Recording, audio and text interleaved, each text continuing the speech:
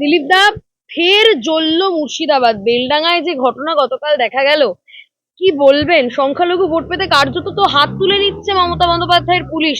সাংবাদিক মার খাচ্ছে, একের পর এক সাংবাদিককে হেনস্থা করা হচ্ছে। কি চলছে গোটা রাজ্যে? পুলিশ দাঁড়িয়ে দাঁড়িয়ে দেখছিল গতকাল। দেখুন, মুর্শিদাবাদটা আদৌ ভারতবর্ষের মধ্যে আছে কিনা প্রশ্ন ওঠে, কারণ সেখানে সংবিধান, আইন কানুন কিছুই চলে না। সারা ভারতবর্ষে কোথাও কিছু হলে এখানে আগুন লাগে, রেল, বাস, রেল লাইন, স্টেশন পোড়ানো হয়। এবারেও তাই হয়েছে। আর মমতা ব্যানার্জি সেটাকে মুক্তাঞ্চল করে দিয়েছেন, যে যা ইচ্ছা করতে পারে। এখন তো তার বিরুদ্ধেও চলে গেছে ওরা, কারণ যারা আইন কানুন মানে না তাদের কোনো ভরসা নেই। এই ঘটনা বারবার দেখতে হচ্ছে। মমতা ব্যানার্জির পুলিশ কেবল ভোটের দিকে তাকিয়ে কোনো ব্যবস্থা নেয় না, এবং এটা দেখা দেখি বাকি পশ্চিমবাংলায়ও একই ঘটনা ঘটতে আরম্ভ চলেছে।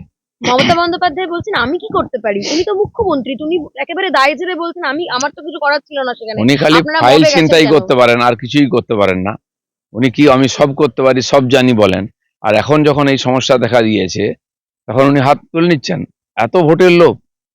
ফারাক্কার বিডিও অফিসে গন্ডগোল হওয়ার পর বিধায়ক মনিরুল ইসলাম তিনি আবারও হুঁশিয়ারি দিচ্ছেন যে যদি কাউকে এখানে গ্রেপ্তার করা হয় এই ঘটনায়, তাহলে ফারাক্কা আমি অচল করে দেবো।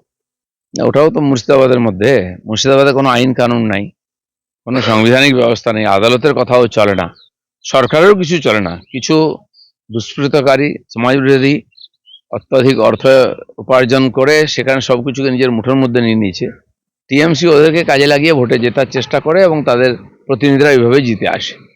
অভিষেকের দাওয়ায় কালকে মঞ্চ থেকে বলছে ফর্ম 7 জমা দিতে গেলে ডিজে বাজান, ফর্ম 7 জমা দিতে গেলে ডিজে বাজান।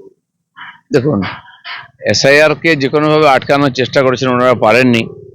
এখন কর্মচারীরা যেহেতু এখানকার রাজ্যের সরকারের হাতে আছেন, সেই জন্য তাদের দিয়ে যা কিছু করে নেওয়ার চেষ্টা ওনারা করছেন। ফলে এসআইআর যেটা চলছে কতটা ঠিকঠাক হচ্ছে আমাদের সন্দেহ আছে।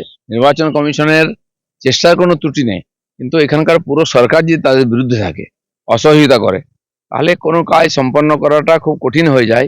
এসআইআর সেই পর্যায়ে পৌঁছে গেছে। দিলীপদা, আজকে মালদায় প্রধানমন্ত্রী আসছেন, বিভিন্ন প্রোগ্রাম রয়েছে, রেলের নতুন রেল পাচ্ছে বাংলা, সেখানে সব নেতারাই গেছেন।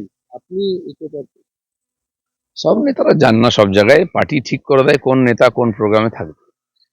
যাকে যেখানে যেতে বলা হয় তারাই যান। মাননীয় প্রধানমন্ত্রী এখন আসছেন যে উন্নয়নের যে কাজগুলো আছে সেগুলো উদ্বোধন করতে। আর সেই সঙ্গে আমাদের ইচ্ছা থাকে যে এখানকার কর্মীদের উজ্জীবিত করার জন্য, পশ্চিমবাংলার মানুষ পরিবর্তন চাইছে, তাদেরকে এই মেসেজ দেওয়ার জন্য যে আমরা সঙ্গে আছি, এবং সেটা উনি বারবার বলছেন। সেই জন্য কোনো কোনো জনসভা হয়। তো সেটাই আছে, সরকারি কাজের উদ্বোধনের সঙ্গেই জনসভা আছে। সিঙ্গুরেও কি আপনি যাবেন? এখনো পর্যন্ত ঠিক নাই, যাদের যাদের বলবে তারা যাবে। দিলীপ দাস, সিঙ্গুরকে নিয়ে একটাই প্রশ্ন আপনার কাছে। গত 15 বছর ধরে তৃণমূল সহ মমতা বন্দ্যোপাধ্যায় বারবার বলেছেন শিল্প আসবে, শিল্প আসবে। সিঙ্গুরের মানুষ এই আশায় বুক বেঁধেছিলেন।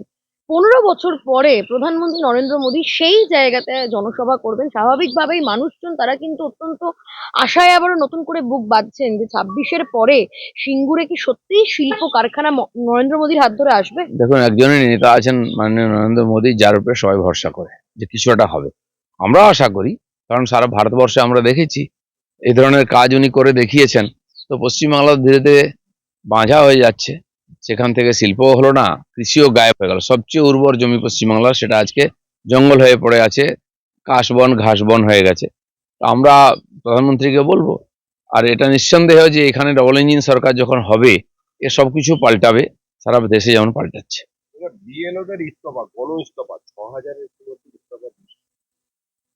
না, কেন ইস্তফা হচ্ছে, কি করাচ্ছে, এটা নির্বাচন কমিশন দেখবে, তাদের দায়িত্ব।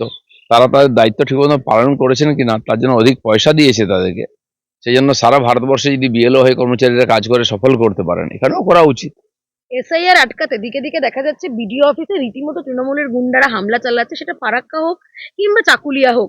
মমতা বন্দ্যোপাধ্যায় তিনি তো বারবার এসআইআর এর বিরোধিতা করছেন, অথচ তিনি এইটা থামাতে পারছেন না। এসআইআর আটকাতে এত এত ঝামেলা হচ্ছে দিকে দিকে। টিএমসি প্ল্যান করে এগুলো করাচ্ছে, ঝামেলা হুজ্জতি, যে এখনো যে ফলস ভোটার রয়ে গেছে খসড়া লিস্টে, সেগুলো যেন বাদ না যায়, তার জন্য এই ধরনের ড্রামা করছে ওরা।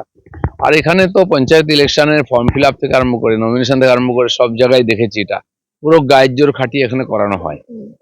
তো এবারে নির্বাচনেও সেটা করার চেষ্টা হবে। মমতা ব্যানার্জি বলে দিয়েছেন, যা ইচ্ছা করো, আমি তোমাদের পেছনে আছি। সেই জন্য সন্দেহ হচ্ছে যে এবারে সত্যি সত্যি বিধানসভা নির্বাচন কতটা নিরপেক্ষ এবং শান্তিতে হবে। কিন্তু মমতা বন্দ্যোপাধ্যায় পুলিশই তো মার খাচ্ছে বারবার।